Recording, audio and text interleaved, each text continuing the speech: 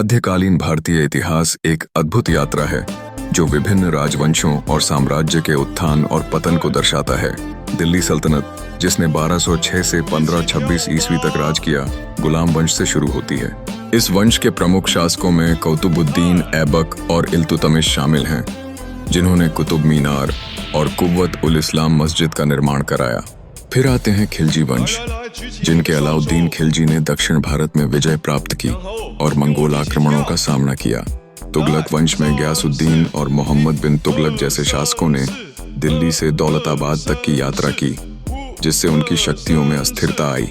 फिरोज शाह तुगलक ने शिक्षा, स्वास्थ्य सुविधाओं और जल संसाधनों पर ध्यान केंद्रित किया। इसके बाद सैयद वंश का उदय हुआ, जिसमें केवल नाम मात्र की शक्ति ही रह गई।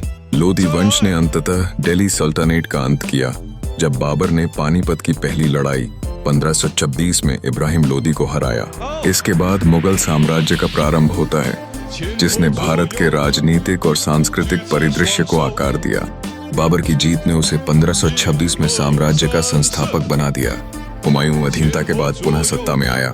शेर शाह सूरी ने प्रशासनिक सुधार और सड़कों का निर्माण किया, जबकि अकबर ने धार्मिक सहिष्णुता के विचारों को अपनाया और फतेहपुर सीकरी का निर्माण किया। जहांगीर के शासन में कला और चित्रकला का विकास हुआ।